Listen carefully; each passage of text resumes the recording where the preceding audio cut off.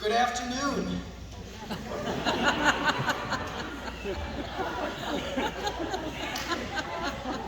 Please give your attention to the FBL.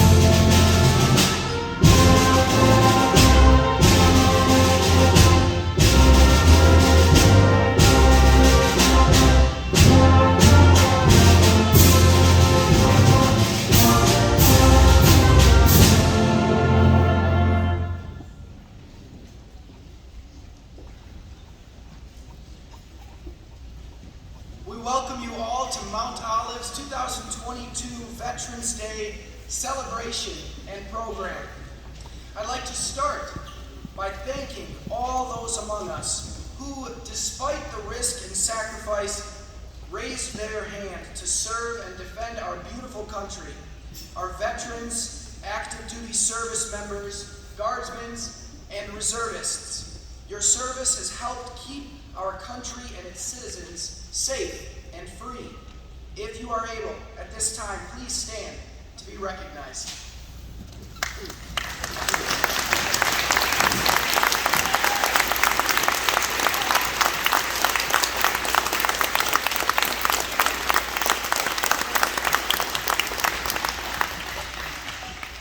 I'd be remiss to not also take a moment to acknowledge the families of service members and veterans who help shoulder the weight of war and the burdens of sacrifice. To all the mothers, fathers, spouses, and children of our military women and men, thank you.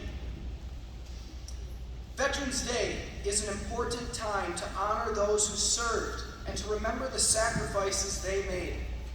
We thank veterans for their formal service to our country, but we also thank them for the lifelong commitment they have made to their fellow citizens.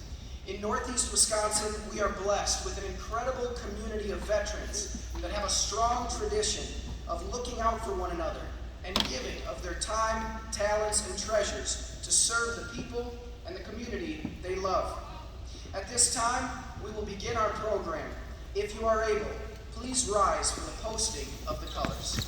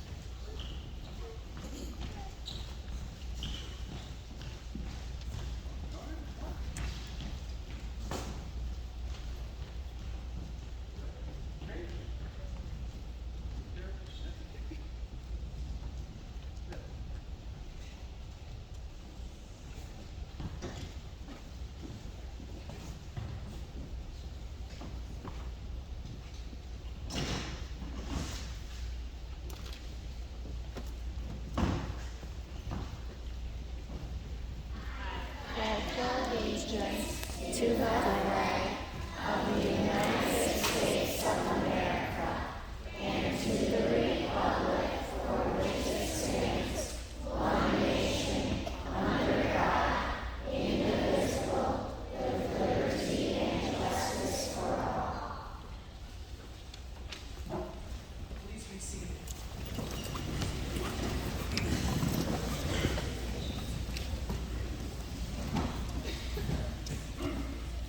We would like to share with you the poem Special Thanks to Our Veterans by Marlene Cutchin.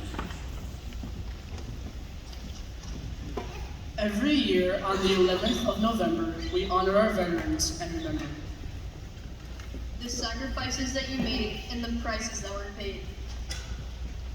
In fighting for our country to be free, you accepted the journey as it would be. You left your friends and family and put your careers aside to serve your country with honor and pride. You put your life on the line when there was war, always showing courage and strength for what would be in store. Praying for the day to return home and then that our country would be free again. It's hard to find the words to say how grateful we are every day. November 11th is just the start of every day here in our heart. You're a reason we can proudly fly our flag of red, white, and blue. To each and every veteran, may God bless you.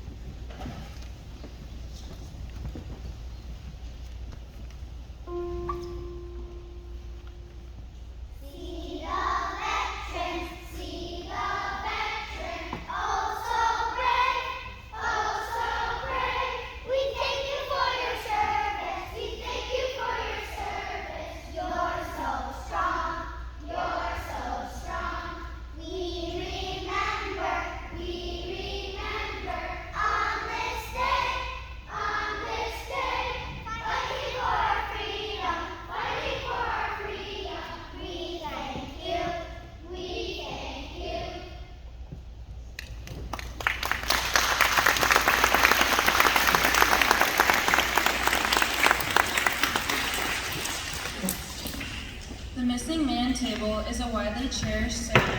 It is set for the single missing man who represents the captured and missing from all conflicts. This is a tradition at many military and patriot functions. To date, there is no official version of the Missing Man table ceremony on record in terms of protocol, which has been deemed by Congress to be correct. Therefore, all versions of this ceremony are expressions from the perspective of presenters. All citizens are welcome to design a ceremony which reflects their faith or viewpoint. Those who have served and those currently serving in the uniformed services of the United States are ever mindful of the sweetness of enduring peace has always been tainted by the bitterness of personal sacrifice. These brave men and women who answered our nation's call and served the cause of freedom. This table is a very special way of symbolizing the fact that members of our armed forces are missing from our ranks. Often the act of setting the table is a ceremonial affair, wherein each piece of the place setting corresponds with the narration of its meaning and significance. Each item on the table symbolizes different aspects of our feelings for those who have not come home.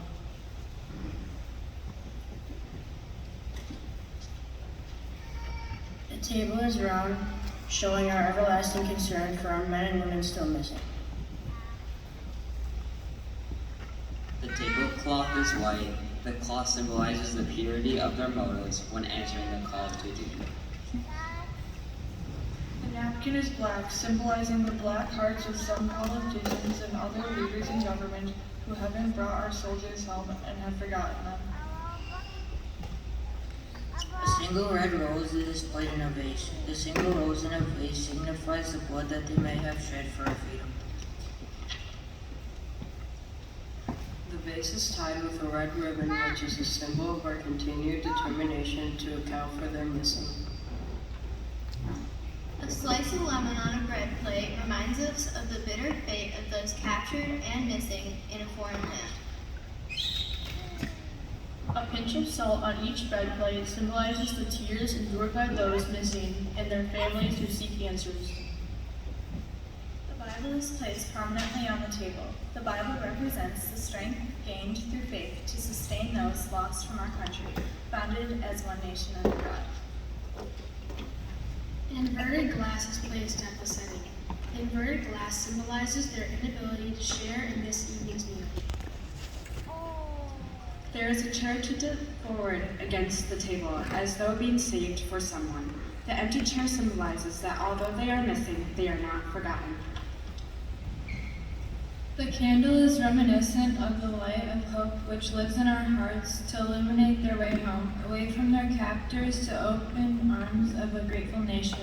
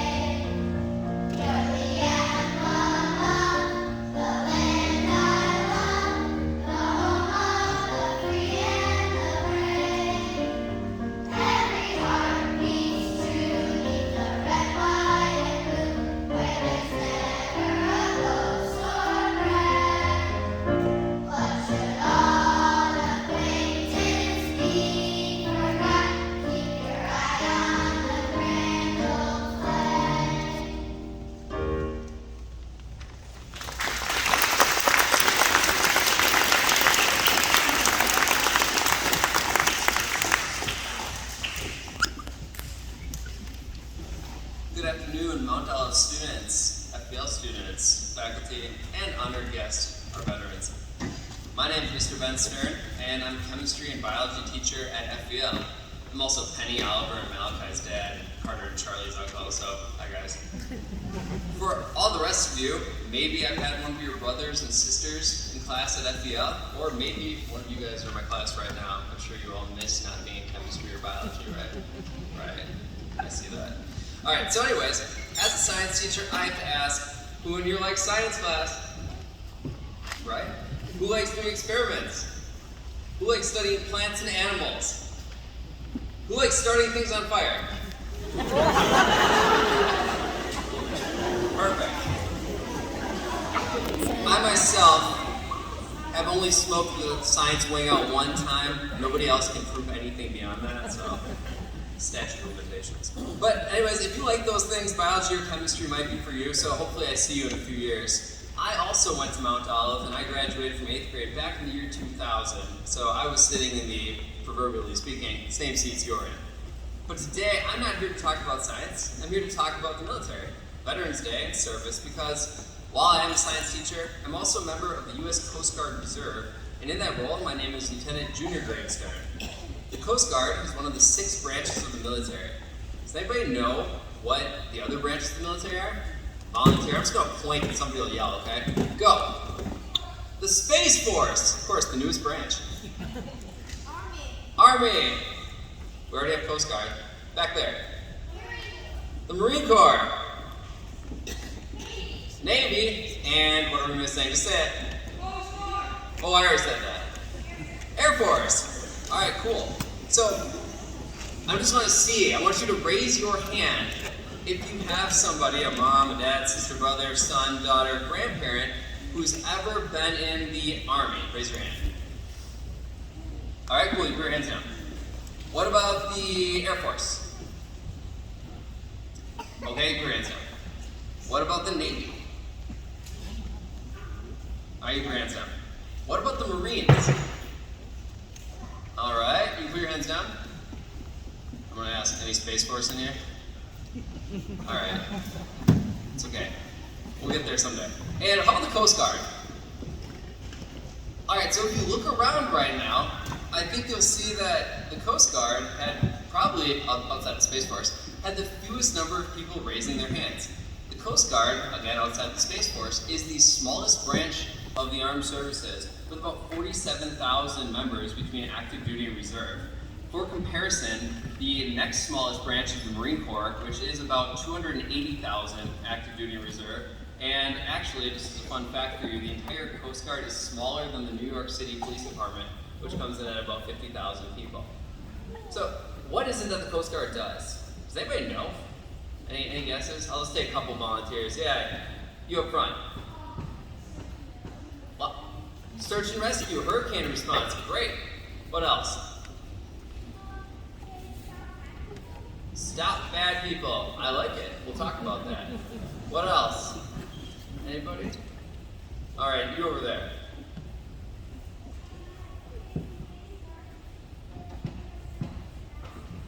Stand guard if anybody is trying to attack. All right, good. You guys hit a bunch of things that the Coast Guard does. The Coast Guard is part of the Department of Homeland Security, and we have 11 what's called statutory missions, things that we have to do.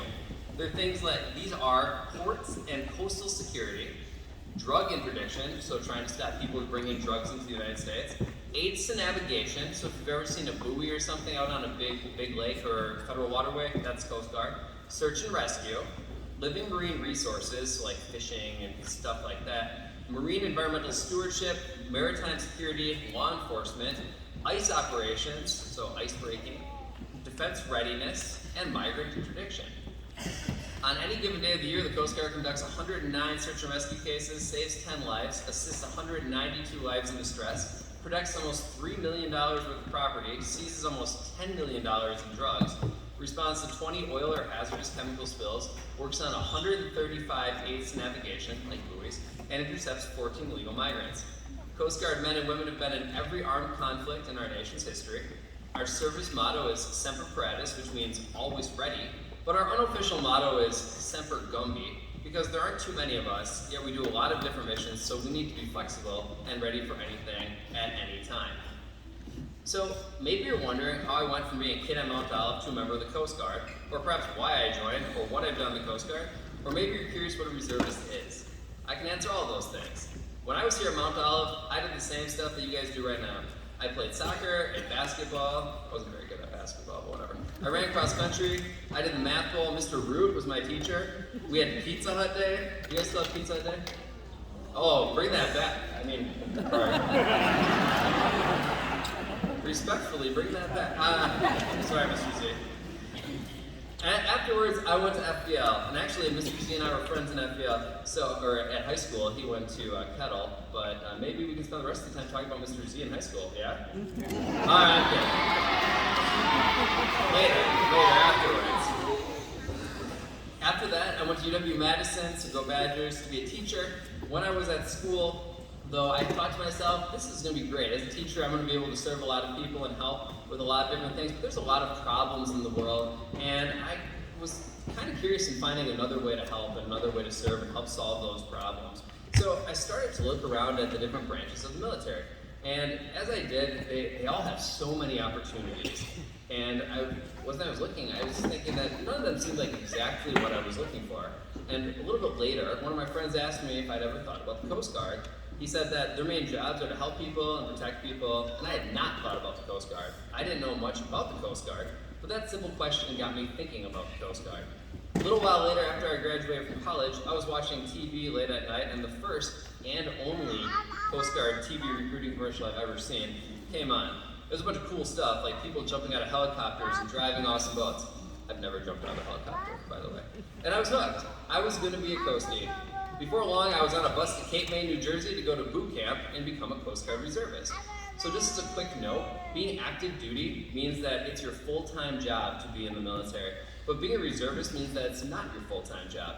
Like I said at the beginning, I'm a teacher for my actual job, but 1 weekend every month, and then 2 weeks sometime throughout the year I have to go and train. I do most of my training in Milwaukee at Sector Lake, Michigan.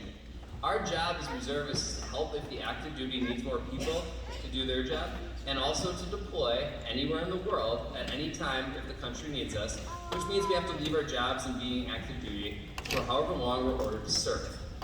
Now, I won't tell you too many stories about boot camp, but I will say I did a lot of push-ups, I got yelled at an awful lot, and I saw one guy do something wrong, and his sheets, his pillow, and all of his clothes got thrown from the 3rd story to a puddle of mud. But it was pretty fun, sort of, looking back. After boot camp, I went to additional training to become a marine science technician, which is an MST, and that's one of the jobs in the Coast Guard. There are a lot of things that MSTs do, but one of the big things involves cleaning up oil spills, so our nickname was Duck Scrubbers.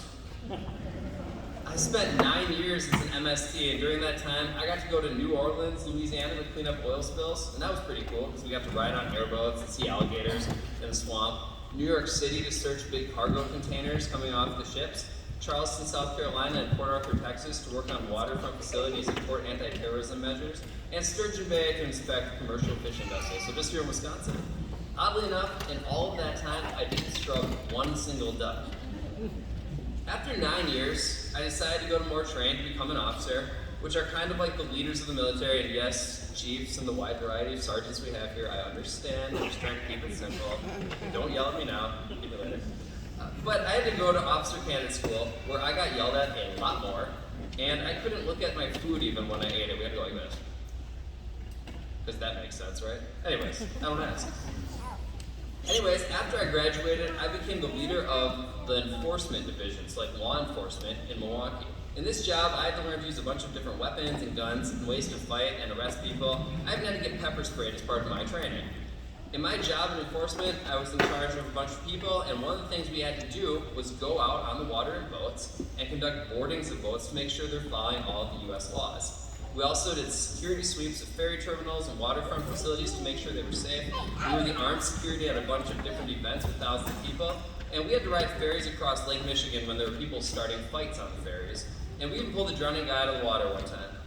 I had to switch jobs last month, so now I'm in emergency management, where I help to plan and prepare to respond to disaster and any other bad things that might happen to keep everyone safe in an emergency. However, in addition to all these things, I've also been deployed 3 times.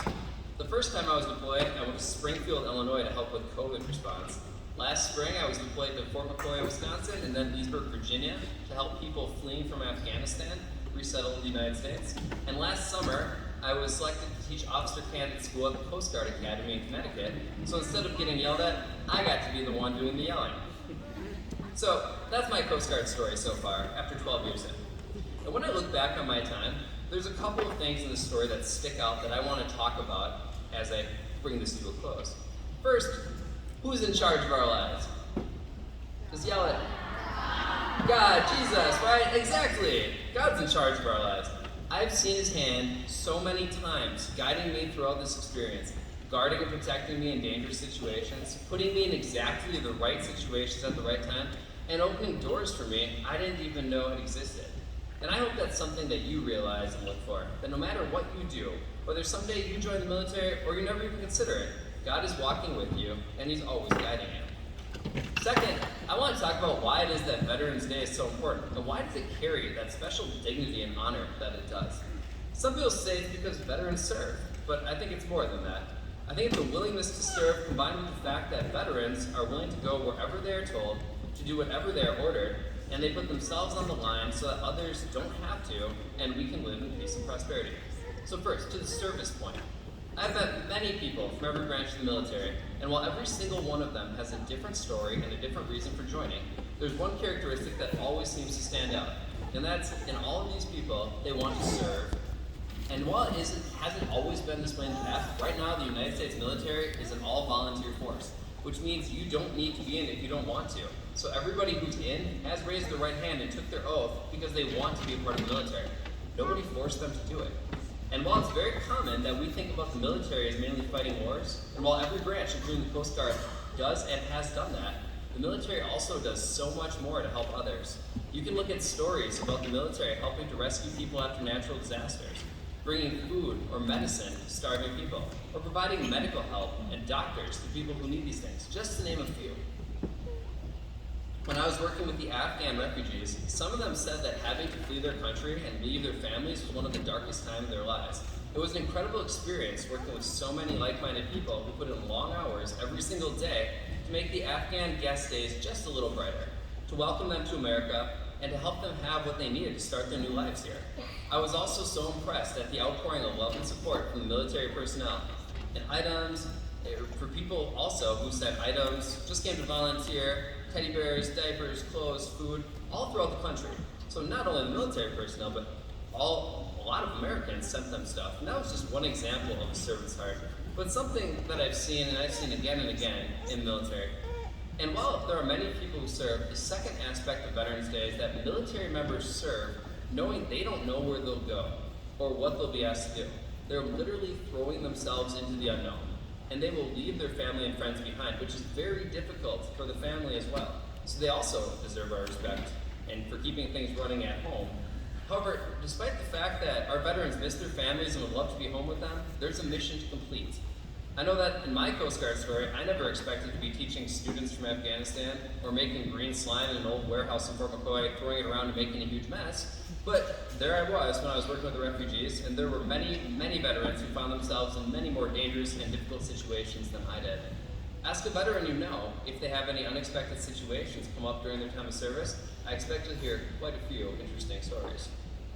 So, in closing today, like every day, today, like every day, is a great day to think about service. Not just from veterans, but from all of the people in and out of the military offering their service. There are many ways to serve, and so many of our blessings come from the many service that we have in this country. And whether or not you ever join the military, you too can and should go out into the world and answer the call to service. But we especially honor veterans on Veterans Day and reflect on what they've given us.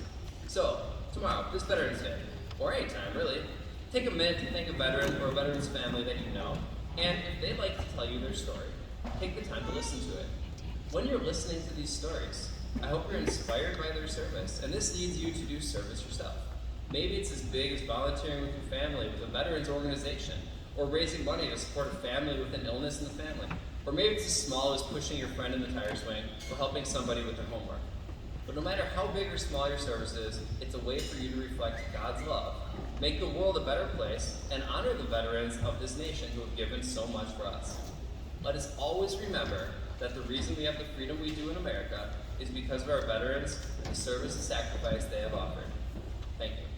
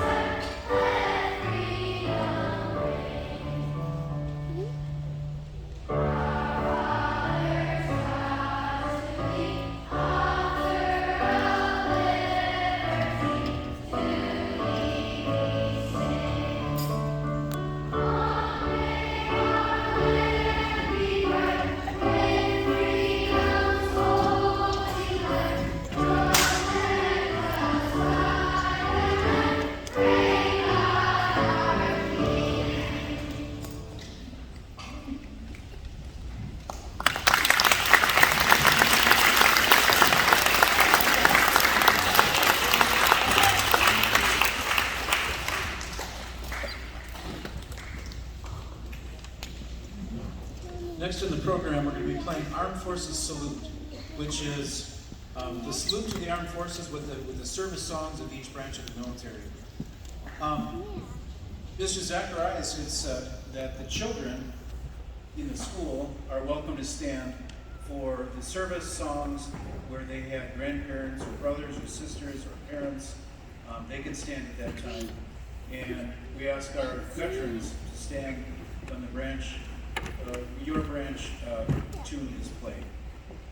There is some interlude music, there's some introduction, so that it's not confusing, I will announce at the beginning of each service song when you are to stand.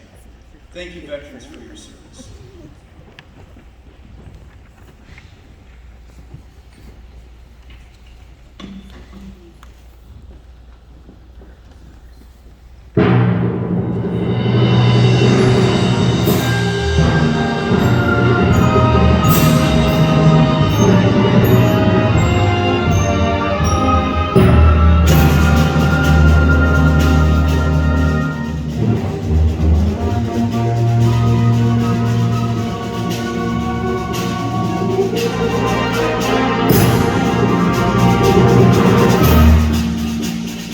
United States Army.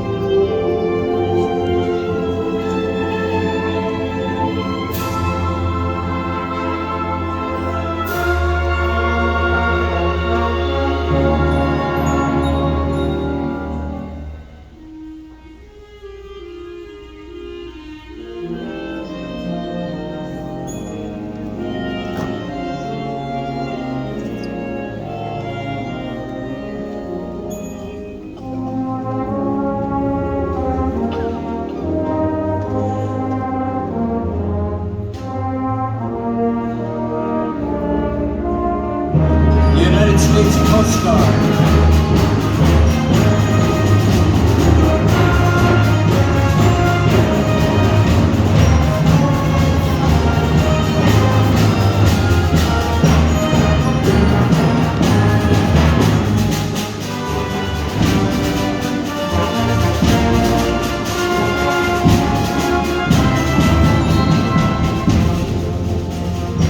United States Marines.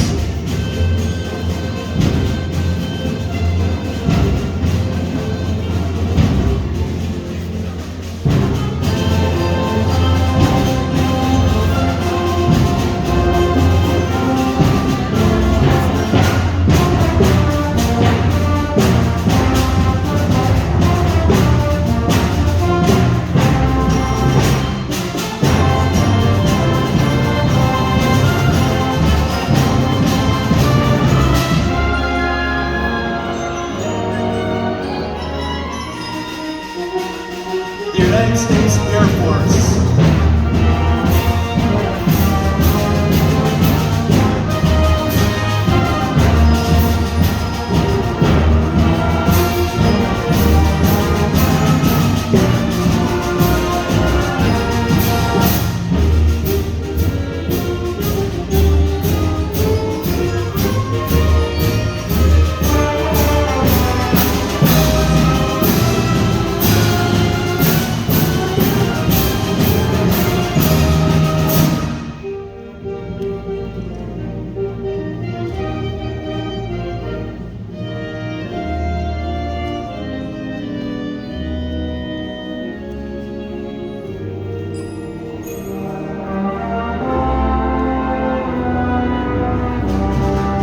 United States Navy.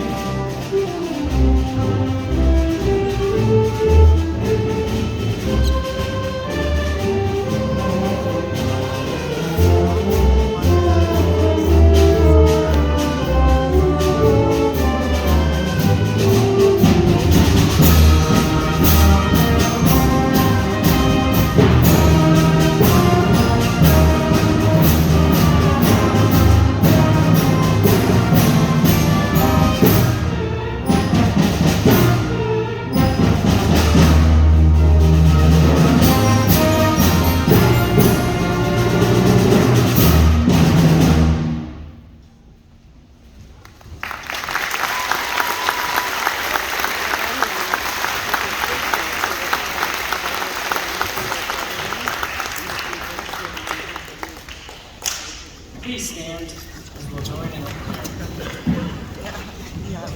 Somebody said where you're going next. O Lord, the God of angel armies, stretch forth your almighty arm to strengthen and protect those who currently serve us in the armed forces of our country. Support them in times of war by giving them courage and loyalty. In times of peace, keep them from all evil. Grant that in all things they may serve honestly and without reproach. Lord of the nations, let us never forget our veterans who have devoted themselves to our protection through military service. Make us grateful for their willingness to leave their families and sacrifice their lives out of love for our country. Help us honor their service by faithfully fulfilling our own vocations and roles as citizens, so that their sacrifices are not rendered useless. King of Kings, you laid down your life for your friends and your enemies. We remember with solemn gratitude those who have laid down their lives in the wars of this world. Bring comfort to all who still mourn and miss them. Lead us to do whatever we can to help them in their loneliness and need. May the memory of these fallen servicemen and women never be taken for granted among us. Instead, help us make good use of the freedom they fought to protect by living in peace and harmony with one another. All this we ask in the name of Jesus, who rules and reigns over all things for the good of his church. Amen. Amen. Please be seated. What a special and moving thing it is to be here. We would like to thank our honored guests, our veterans, and all guests for attending this program today. Mr. Stern, pleasure to be your friend. We'll keep all high school stories just in your brain there. We don't have to share any notes. But it was great to learn from you, to hear from you, and to reflect on the blessings that we have today due to all of our current and former military personnel. A special thanks also to the American Legion Post 55 from Portonville for the presentation of the flags, and to the FBL band under the direction of Mr. James Neuer for providing our special music today. At Mount Olive, we have, let's give them a round of applause.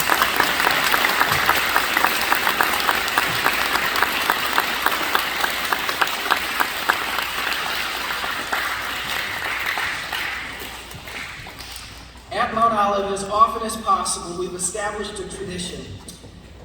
And that tradition is to join together in singing praises to our God. So at this moment, I'd like you to take some time with me to think about the blessings we have from our God in our country and through our military personnel as we join together to sing Praise God from whom all blessings flow, the doxology. If able, please stand. Join with me. Praise God from whom all blessings flow. Praise Him, all creatures here below. Praise Him, all of the heavenly hosts. Praise Father, Son, and Holy Ghost. Amen.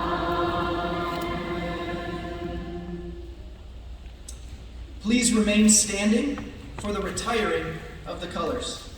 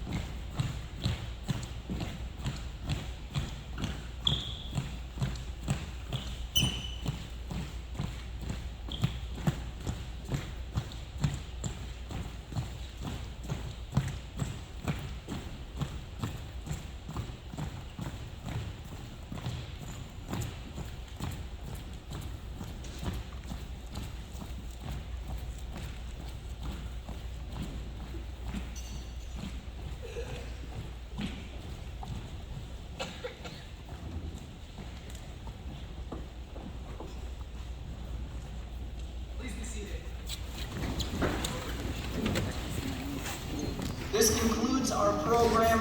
We thank you once again for joining us today. Teachers, at this time, you can take your students back to your classrooms. God's blessings to all of you today. Thank you.